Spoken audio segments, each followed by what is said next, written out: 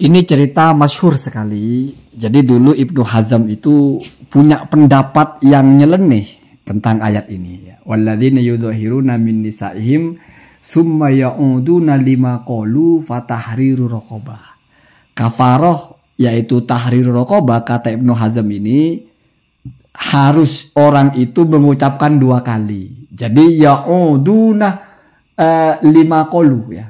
Jadi harus mengucapkan 2 kali. Nah, sementara kalau yang kita pahami kan nggak begitu. Maksudnya itu dia ingin rujuk lah gampangnya. Tapi karena ini bukan talak ya. Artinya masih ingin menjadikan si perempuan itu istrinya. Masih ingin kembali seperti semula gitu. Ingin wati dan sebagainya gitu ya. Maka sebelum itu dia harus tahrir raqabah dulu ya. Tapi kalau kata Ibnu Hazm enggak. Ya, harus mengucapkan 2 kali. Nah, ketika berdebat seru, ya, kemudian dibantah oleh semua ulama, muncul narasinya Ibnu Hazm itu, la'allama qolah ya, atau nakal bil makna gitu. Ana attabi'ul haqqah ajtahidu wala uqallidu. Ya, saya ini ikut kebenaran. Saya ini berijtihad, enggak taklid. Jadi enggak usah heran kalau tidak sama dengan kalian. Akhir-akhir kan begitu ya. Lalu Az-Zahabi itu membuat narasi yang tajam sekali ya. Nah, ini yang tulisan putih ini saya bacakan ya. Ini potongannya ya. Man balagha rutbatal ijtihadi wa syahida lahu bidzalika iddatun minal a'immati ya, orang-orang yang sudah mungkin mencapai level mujtahid dan itu berdasarkan paklaring ya, atau berdasarkan sertifikat atau berdasarkan kesaksian para ulama. Jadi Az-Zahabi ini sangat presisi sekali ketika memposisikan mujtahid itu. Misalnya ada satu hadis, saya tidak ikut hadis ini, saya tidak ikut ucapan Imam Syafi'i, saya ikut hadis. Maka kata Az-Zahabi, harus hadis yang kamu ikuti itu takallama bihi nadhiru hadzal imam. Harus dikomentari atau sudah dibahas oleh ulama yang setara. Kalau kamu nolak Imam Syafi'i, ikut sebuah hadis itu harus pernah dibicarakan oleh Imam Malik, Imam Auza'i, dan yang sama-sama level mujtahid mutlak mustaqil itu ya. Nah, kira-kira begitu ya.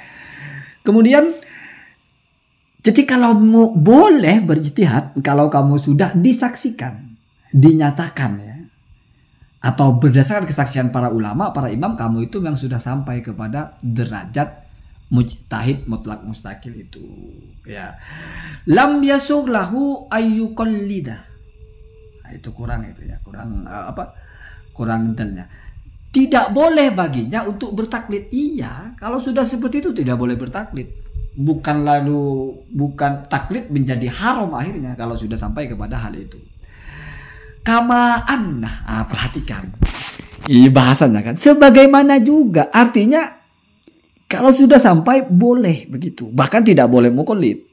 Sebagaimana juga ini kebalikannya ya, annal faqihah, ini faqih padahal Pak, jadi nyebutnya faqih, bahwasanya seorang ahli fikih tapi al-mubtadi'ah ya, yang masih tarafnya itu ya pemula. Mungkin ini relevan dengan kawan-kawan kita yang sekarang ya, Ade Armando atau siapa itu ya. Oh enggak, kalau itu fakih. Fakih dari mana itu ya. Dia mungkin kawan-kawan Salafi Wahabilah atau siapa lah.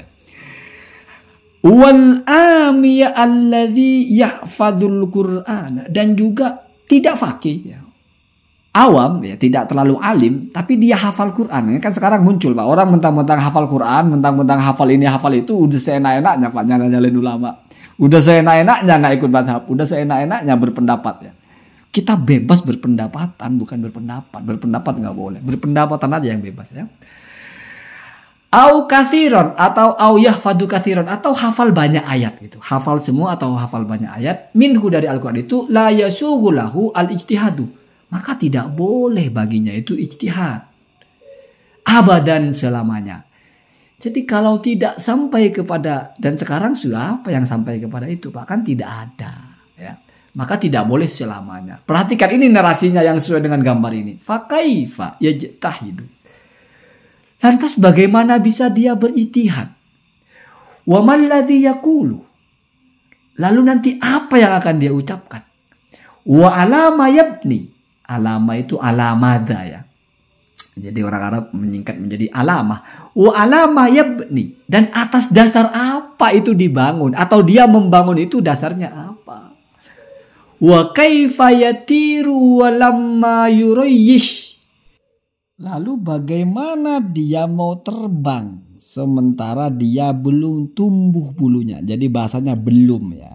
Jadi ada kemungkinan tumbuh karena menggunakannya itu lama. Lama itu kan ya sesuatu yang dari awal tidak ada dan ketika sedang bicara juga masih tidak ada. Istamarra nafyuhu gitu. Masih berlanjut tapi masih mungkin setelahnya ada.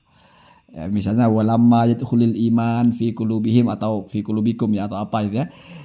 Belum masuk iman di hati mereka, belum, artinya akan. Kira-kira kan begitu ya. Kalau memakai walam ya, dan tidak akan itu ya. Mungkin kalau untuk ulama dulu boleh pakai walamma. Kalau untuk orang-orang sekarang itu mungkin cocoknya pakai walan gitu ya. Jadi memang tidak akan pernah berbulu gitu. Jadi burung tidak berbulu itu kalau pakai walamma berarti yang kecil ini ada kemungkinan nanti terbang setelah tumbuh bulunya. Tapi kalau yang besar ini, yang satunya ini yang lebih relevan dengan ustadz-ustadz sekarang yang sok-sok beristihad itu ya ini. Apalagi ustadz juga bukan, masuk fakihun mubtadiun bukan, masuk hafidul Quran atau hafidul katsiri minal Quran juga enggak. Wah itu burung aja enggak kok. Jadi di bawahnya burung gitu ya.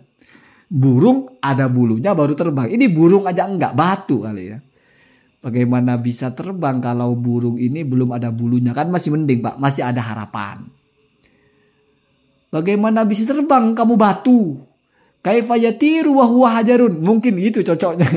Jadi kalau kita berpikirnya begini, sebetulnya tidak ada orang itu yang egois dengan keilmuan. Tetapi jangan atas dasar merdeka atau atas dasar mau eksistensi itu didobrak semua. Jangan. Ya, jangan aneh-aneh. Itu kan banyak kita temukan halal itu. Jadi ini narasi yang luar biasa dari ulama zaman dulu ini Pak Az-Zahabi sudah memakai analogi yang tajam sekali. Kaifa yatiru walamma yurayyish. Mau terbang bagaimana? Bulunya aja belum tumbuh. Apalagi sialnya memang tidak ada bulunya, tidak akan pernah tumbuh. Kena burung yang nggak ada bulunya. Wah ini masih sial ya. Memang nggak ada ceritanya akan terbang. Begitu ya.